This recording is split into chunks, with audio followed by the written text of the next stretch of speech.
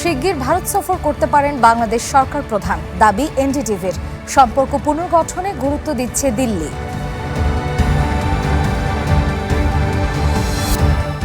মধ্যপ্রাচ্যে ইরান যুক্তরাষ্ট্র পাল্টাপাল্টি হামলা অব্যাহত। তেহরানের ওপর নজিরবিহীন অর্থনৈতিক চাপের হুঁশিয়ারি যুক্তরাষ্ট্রের।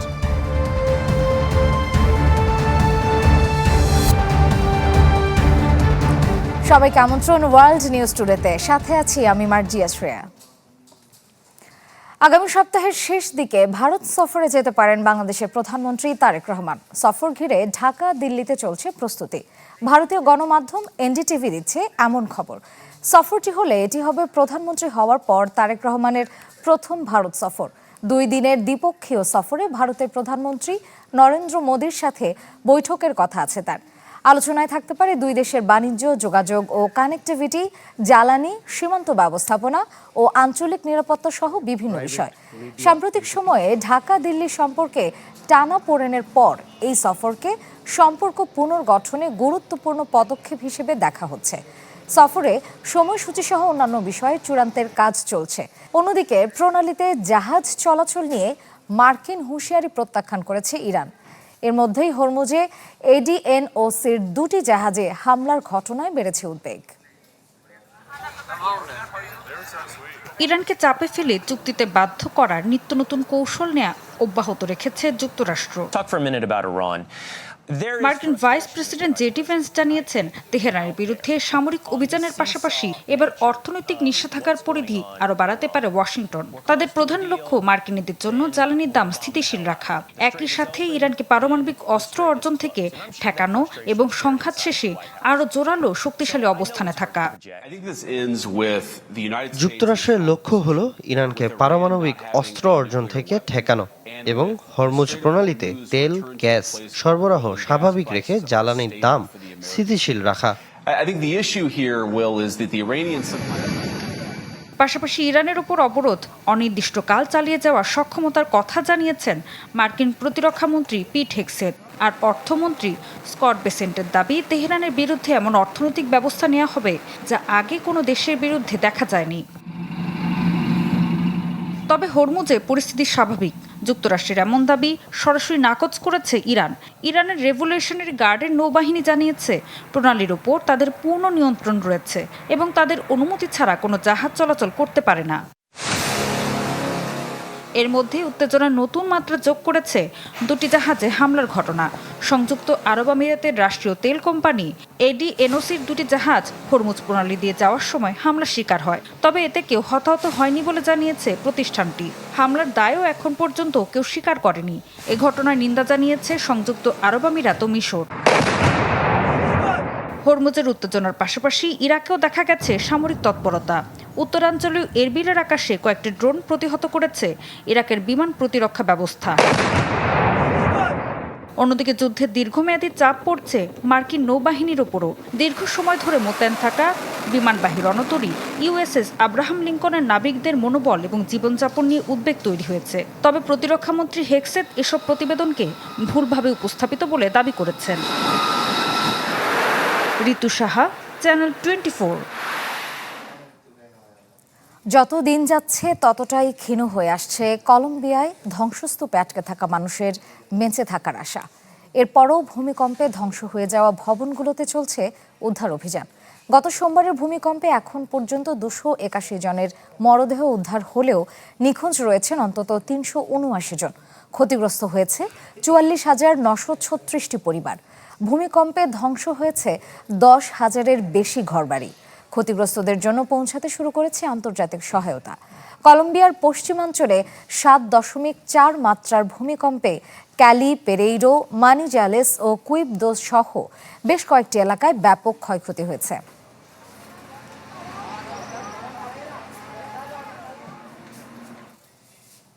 ইতালির রোমে নৃশংস হত্যার শিকার একই পরিবারের 3 সদস্যের মরদেহ দেশে পৌঁছেছে।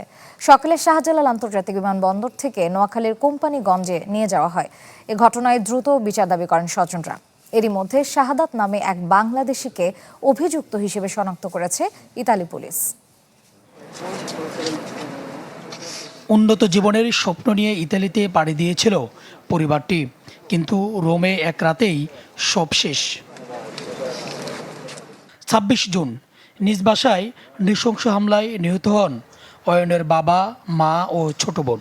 গুরুতর আহত অবস্থায় প্রাণে বেঁচে যান অয়ন। সেই রাতের ভয়াবহ স্মৃতি নিয়েই শুক্রবারে দেশে ফিরেছেন। সাথে 3টি কফিনে ফিরেছেন তার বাবা, মা আর ছোট বোন। সবাই ঘুমাইতেছে বলে মানে কোনো কিছু বুঝে ওঠার আগে ফার্স্ট কোপ মারি দিছে এই জায়গায়। 2-3 মিনিট ওরা আমি ঠেকাইছি, ও যেমনে পারতেছে অমনে কোপ দিছে। একবার ঠেকানোর পর আমি ওর ডান হাত ধরে ফেলছি ধামাসহ। হত্যাকাণ্ডের ঘটনায় শাহাদাত নামে এক বাংলাদেশি প্রবাসীকে শনাক্ত করেছে ইতালির পুলিশ। তাকে গ্রেপ্তার করে বিচারের মুখোমুখি করতে তদন্ত চলছে। দ্রুত তদন্ত শেষ করে হত্যাকারীর সর্বোচ্চ শাস্তি নিশ্চিতের দাবি জানিয়েছেন নিহতের স্বজনরা। ইটালিয়ান পুলিশের কাজেও আমরা স্যাটিসফাইড। হয়তো আসামি ওরা ধরতে পারেনি, কিন্তু ওরা ভালো কাজ করছে, এটা আমরা বুঝতে পারছি। খুনিয়ে 3 জন মারি আরেকজন বসে দিয়েছে। আবার খুনি ওরও বলছে যে তোর আব্বু আম্মু ঝগড়া লাগিয়ে তুই আয়, আর মেসেজ আর আমরা তার ফাঁসি চাই এবং তার কিশোর গ্যাংকের আইনের আওতায় উপযুক্ত শাস্তি চাই। নোয়াখালীর কোম্পানিগঞ্জের গ্রামের বাড়িতেও নেমে এসেছে শোকের ছায়া। সেখানেই পাশাপাশি দাফন করা হবে বাবা, মা ও মেয়েকে। সুলতান মাহমুদ আরিফ, চ্যানেল 24, ঢাকা। চলতি বছর পঞ্চমবারের মতো তাপপ্রবাহের কবলে যুক্তরাজ্য। লন্ডনের কিউ গার্ডেনে তাপমাত্রার পারদ ঠেকেছে 38.1 ডিগ্রি সেলসিয়াসে। তীব্র গরমে লম্বা সময় ধরে ভুগছে ইউরোপের বিভিন্ন দেশের বাসিন্দারা। তাপমাত্রা ছড়িয়ে যাচ্ছে 40 ডিগ্রি সেলসিয়াস পর্যন্ত। ইউরোপে থামছেই না তাপপ্রবাহের দাপট। অতিরিক্ত গরমে নাভিশ্বাস মহাদেশটির বিস্তীর্ণ অঞ্চলের জনজীবন। যুক্তরাজ্য, ফ্রান্স, স্পেন সহ বিভিন্ন দেশে তাপমাত্রা 35 থেকে 40 ডিগ্রির উপরে ঠেকেছে। যুক্তরাজ্যে বৃহস্পতিবার রেকর্ড হয়েছে চলতি বছরের সবচেয়ে উষ্ণতম দিন। লন্ডনের কিউ গার্ডেনে তাপমাত্রার পারদ ঠেকে 38.1 ডিগ্রি সেলসিয়াসে, যা দেশটির ইতিহাসে পঞ্চম সর্বোচ্চ তাপমাত্রা। এছাড়া উস্টারশায়ারে পারশোর তাপমাত্রা পৌঁছেছে 38 ডিগ্রি সেলসিয়াস। মধ্য ও দক্ষিণ ইংল্যান্ডের অন্তত 40টি এলাকায় 36 ডিগ্রি সেলসিয়াস বা এর বেশি তাপমাত্রা রেকর্ড করা হয়েছে। ইংল্যান্ডের ওয়েস্ট মিডল্যান্ডসে শুকনো ঘাসে আগুন লেগে তা ছড়িয়ে পড়ে বেশ কয়েক বাড়িতে। আগুন নিয়ন্ত্রণের সময় অসুস্থ হয়ে পড়লে 2 জন দমকল কর্মীকে চিকিৎসা দেওয়া হয়। ফ্রান্সের অবস্থাও ভয়াবহ। টানা 17 দিন ধরে তাপপ্রবাহ চলছে দেশটিতে। বিভিন্ন এলাকায় তাপমাত্রা ছাড়িয়েছে 40 ডিগ্রি সেলসিয়াস। চলতি বছরের জুনে 44 ডিগ্রি তাপমাত্রা দেখেছে পিসোসের মানুষ। মধ্য ইউরোপেও ভাঙছে তাপমাত্রার রেকর্ড। স্লোভাকিয়ার কিছু এলাকায় তাপমাত্রা ঠেকেছে 42.2 ডিগ্রি সেলসিয়াসে। অস্ট্রিয়া ও হাঙ্গেরিতেও দেখা গেছে রেকর্ড তাপমাত্রা। দীর্ঘস্থায়ী গরমে শুকিয়ে যাচ্ছে বিভিন্ন নদী নালা। দানিউব ও রাইন নদীর পানির স্তর নেমে যাওয়ায় ব্যাহত হচ্ছে নৌ পরিবহন ও বিদ্যুৎ উৎপাদন। দানিউবে পানি আশঙ্কাজনক হারে কমে যাওয়ায় বন্ধ ঘোষণা করা হয় রোমানিয়ার একমাত্র পারমাণবিক বিদ্যুৎ কেন্দ্র। ফ্রান্সে নদীর পানির তাপমাত্রা বেড়ে ব্যাহত হচ্ছে পারমাণবিক বিদ্যুৎ কেন্দ্রের কুলিং ব্যবস্থা। দেশটির পারমাণবিক বিদ্যুৎ কেন্দ্রের সক্ষমতা 15% কমে যাওয়ার শঙ্কা করছেন সংশ্লিষ্টরা। ইউরোপে তীব্র গরমের সাথে পাল্লা দিয়ে বাড়ছে দাবানল। দাবানলের আগুনে পুড়ছে গ্রিসের বিস্তীর্ণ এলাকা। পর্যটন কেন্দ্র খ্যাত গ্রাম সিভিরিতে বাতাসের তীব্রতায় দ্রুত ছড়াচ্ছে আগুন। বৈরী পরিস্থিতিতে 3 শতাধিক মানুষকে নৌকায় করে নিরাপদে সরিয়ে নেওয়া হয়েছে। 24 ঘন্টায় গ্রিস জুড়ে 40টি দাবানল সক্রিয় আছে। আগুন নিয়ন্ত্রণে কাজ করছে 140 জনের বেশি দমকল কর্মী। মোতায়েন করা হয়েছে 9টি উড়োজাহাজ ও 7টি হেলিকপ্টার।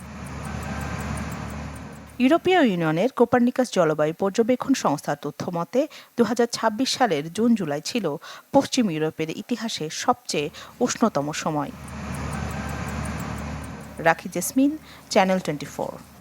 ভারতের উত্তরাখণ্ডের চামোলি জেলায় নির্মাণাধীন একটি টানেলে পানি ঢুকে অন্তত 7 শ্রমিকের মৃত্যু হয়েছে। সুড়ঙ্গে আটকা পড়েছেন আরও 3 জন। কয়েকদিন ধরে ভারী বৃষ্টিপাতের কারণে বৃহস্পতিবার সন্ধ্যায় টানেলটিতে কাজ করার সময় প্রবল স্রোতে পানি ঢুকে যায়। সেখান থেকে অন্তত 18 জন শ্রমিককে জীবিত উদ্ধার করা হয়। সুড়ঙ্গে আটকে পড়া বাকি শ্রমিকদের উদ্ধারের চেষ্টা করছেন উদ্ধারকর্মীরা। চামোলির পিপলকোটি এলাকার তেহর হাইড্রো ডেভেলপমেন্ট কর্পোরেশন লিমিটেডের জলবিদ্যুৎ প্রকল্পে এই ঘটনা ঘটে। দুর্ঘটনার পর জরুরি ভিত্তিতে উদ্ধার ও ত্রাণ কাজ পরিচালনার নির্দেশ দেন মুখ্যমন্ত্রী পুষ্কর সিং ধামি। উদ্ধার কাজে যোগ দিয়েছেন জাতীয় ও রাজ্য দুর্যোগ মোকাবিলা বাহিনীর সদস্যরা।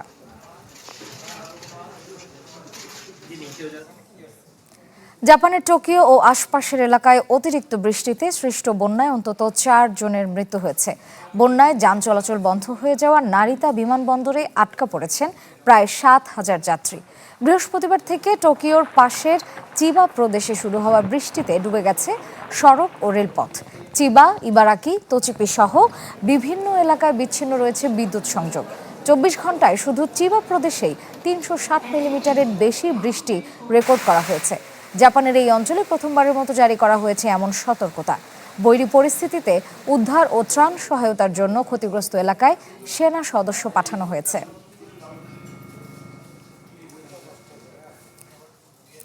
ওয়েস্ট বেঙ্গল পরিবর্তন করে রাজ্যের নতুন নাম পশ্চিমবঙ্গ করার দাবি বিজেপির। রাজ্যসভায় এ নিয়ে যুক্তি উপস্থাপন করেছেন পশ্চিমবঙ্গ বিজেপির সভাপতি সমীক ভট্টাচার্য। অতীতে তৃণমূলের পক্ষ থেকে বেঙ্গল নামকরণের প্রস্তাব করা হলেও তার বিরোধিতা করে গেরুয়া শিবির। का पास हमारा एक ही मांग है, वेस्ट बंगाल नहीं, पश्चिम बंगाल नहीं, बंग एक पुराना इतिहास है। जैसे पाटलिपुत्र का नाम बताया वैसे ही पश्चिम बंगो ये नाम किया जाए। और পশ্চিমবঙ্গের ইংরেজি নাম ওয়েস্ট বেঙ্গলের বদলে পশ্চিমবঙ্গ করার দাবিতে আবারও তৈরি হয়েছে রাজনৈতিক বিতর্ক। ভারতের সংসদের উচ্চকক্ষ রাজ্যসভায় রাজ্যের নাম পশ্চিমবঙ্গ করার দাবিতে সরব বিজেপি। কেরালার নাম পরিবর্তন করে কেরালম করার প্রস্তাব নিয়ে শুরু হয় আলোচনা। এরপরই পশ্চিমবঙ্গের নাম পরিবর্তনের প্রসঙ্গ তোলেন পশ্চিমবঙ্গ বিজেপির সভাপতি ও রাজ্যসভার সদস্য সমীক ভট্টাচার্য। তার বক্তব্য, পশ্চিমবঙ্গ শুধু একটি নাম নয়, এর সঙ্গে দেশ ভাগ, পৃথক রাজ্য গঠন এবং বাংলার হিন্দুদের জন্য আলাদা ভূখণ্ডের দাবির ইতিহাস জড়িয়ে আছে। বিজেপি নেতার দাবি, 1947 সালের 20 জুন শ্যামাপ্রসাদ মুখোপাধ্যায়ের নেতৃত্বে পশ্চিমবঙ্গ গঠনের সিদ্ধান্ত নেওয়া হয়। তৎকালীন রাজনৈতিক ও সামাজিক বাস্তবতার পাশাপাশি বাংলার হিন্দুদের স্বার্থ রক্ষায় পৃথক রাজ্য গঠনের প্রয়োজনীয়তার কথাই সায় দেয় নেতৃত্বে থাকা কংগ্রেসও। তৃণমূল কংগ্রেস সরকার সংখ্যাগরিষ্ঠতার জোরে একসময় বিধানসভায় রাজ্যের নাম শুধু বেঙ্গল করার উদ্যোগ নিয়েছিল। এই প্রস্তাবের বিরোধিতা করেছিল বিজেপি। গেরুয়া শিবিরের নেতার দাবি, বেঙ্গল নাম গ্রহণ করা হলে পশ্চিমবঙ্গ সৃষ্টির সঙ্গে যুক্ত রাজনৈতিক সিদ্ধান্তকে অসম্মান করা হবে। রাজ্যসভায় বন্দে মাতরম নিয়েও কথা বলেন সমীক। তিনি মুজাফফর আহমদের আত্মজীবনীর উল্লেখ করে বন্দে মাতরম ও বঙ্কিমচন্দ্র চট্টোপাধ্যায়ের আনন্দমঠ নিয়ে তার আপত্তি প্রসঙ্গ তুলে ধরেন। পশ্চিমবঙ্গের নাম পরিবর্তনের দাবি নতুন নয়, তবে রাজ্যসভায় বিজেপির রাজ্য সভাপতির সরাসরি এ দাবি তোলার মধ্য দিয়েও আবারও সামনে এলো দেশভাগ ও পশ্চিমবঙ্গ গঠনের ইতিহাস নিয়ে পুরনো রাজনৈতিক বিতর্ক। Desk report, channel 24। ইউরোপের দেশগুলোতে সম্প্রতি বর্ণবাদী হামলার শিকার হয়েছেন বেশ কয়েকজন প্রবাসী। আয়ারল্যান্ডে এক প্রবাসীর উপর হামলার পর প্রতিবাদ সভা করে প্রবাসীরা, যাতে সংহতি জানায় স্থানীয় নাগরিক ও জনপ্রতিনিধিরা। বর্ণবাদের বিরুদ্ধে এক হয়ে কাজ করার প্রত্যয় ব্যক্ত করেন তারা। আলামিন হোসেনের তথ্য ছবিতে ডেস্ক রিপোর্ট। সম্প্রতি ইউরোপের বিভিন্ন দেশে ঘটছে বাংলাদেশিদের ওপর কথিত বর্ণবাদী হামলার ঘটনা। প্রতিবাদ সভা, সেমিনার করেও মিলছে না প্রতিকার। নতুন করে আয়ারল্যান্ডে সৈয়দ হক নামের এক প্রবাসীর ওপর করা হয় হামলা। ঘটনায় ক্ষোভ ও উদ্বেগ প্রকাশ করেন বাংলাদেশি কমিউনিটির সদস্যরা। তাদের সঙ্গে সংহতি জানাতে অংশ নেন স্থানীয় আইরিশ নাগরিক ও জনপ্রতিনিধিরা। 6 তারিখে বিকালবেলা হঠাৎ করে ভ্রমণের সময় হঠাৎ করে তারা আমাকে আক্রমণ করে বসে ব্রিজের উপরে ক্যারাগে লাইনে, এবং তারপরে আপনার বাংলাদেশ কমিউনিটি বা লোকাল কমিউনিটি যারা আমাকে সাপোর্ট দিয়েছেন তাদের সবাইকে কৃতজ্ঞতা জানাচ্ছি।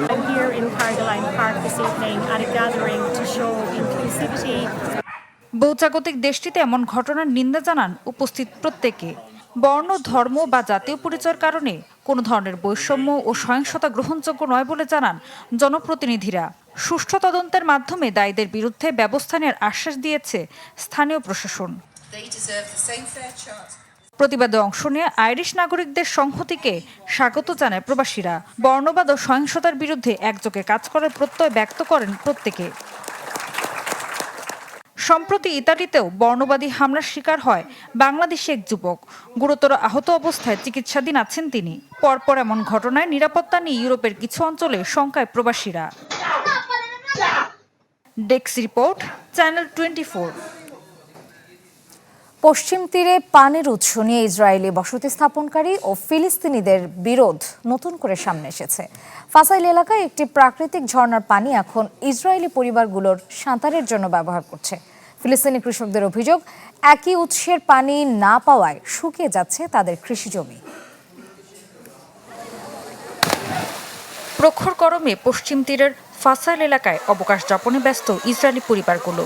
শিশুদের সঙ্গে ঝর্ণার পানিতে ভেজা, সাঁতার কাটা, খাবার তৈরি, সব মিলে যেন উৎসবের আবহ। অথচ এই পানি একসময় ছিল ফিলিস্তিনিদের কৃষি জমিতে সেচের প্রধান ভরসা। ইসরায়েলিদের দাবি, এই ভূমি ইহুদিদের। ফিলিস্তিনের এই এলাকায় ইসরায়েলি নিয়ন্ত্রণ মেনে না নিলে সরে যাওয়া উচিত বলে মনে করেন তারা। এই ভূমি চিরকাল আমাদের, আমরা শুধু আমাদের জায়গায় ফিরে আসছি। অন্যদিকে কয়েক মাস পানি না পাওয়ায় ফিলিস্তিনিদের কৃষিজমি শুকিয়ে গেছে। খালি পড়ে আছে গ্রিন হাউস, ফসলের বদলে সেখানে কেবলই শুকনো মাটি আর মরা গাছপালা। তাদের অভিযোগ, সেচের পাইপলাইন দখল করে পানি সরিয়ে নেওয়া হয়েছে পাশের একটি পুরনো পুলে। সেই পুলেই এখন সাঁতার কাটছেন ইসরায়েলিরা। বাইরে টানানো হয়েছে পর্যটন কেন্দ্র হিসেবে উন্নয়নের নোটিশ। ফিলিস্তিনি অধিকার কর্মীদের দাবি, ফাসাইলের মতো জর্ডান উপত্যকার বিভিন্ন প্রাকৃতিক ঝর্ণার উপর ধীরে ধীরে নিয়ন্ত্রণ নিচ্ছে ইসরায়েলিরা। তাদের হিসেবে উত্তর জর্ডান উপত্যকার 95% বেশি ঝর্ণা এখন ফিলিস্তিনিদের হাতছাড়া। পানির সংকট শুধু কৃষিজমিতে না, নাবলুসের কাছে ওয়াদি আবধানেও প্রাকৃতিক ঝর্ণাগুলো ঘিরে তৈরি হয়েছে উদ্বেগ। আগে যেখানে ফিলিস্তিনিরা নিশ্চিন্তে পিকনিক করত, এখন সেখানে আসার আগে নিশ্চিত হতে হয় ইহুদিরা সেখানে এসেছে কিনা। একে অস্ত্র ছাড়া যুদ্ধ বলছেন ফিলিস্তিনের পানি বিভাগের কর্মকর্তারা। ঋতু সাহা, চ্যানেল 24। এই ছিল আজকের ওয়ার্ল্ড নিউজ টুডে। বিশ্বের গুরুত্বপূর্ণ সব সংবাদ ও বিশ্লেষণ জানতে একই সময় চোখ রাখুন চ্যানেল 24 এর পর্দায়। এছাড়াও দেখতে পারেন ফেসবুক এবং ইউটিউবে। সাথে থাকার জন্য সবাইকে ধন্যবাদ।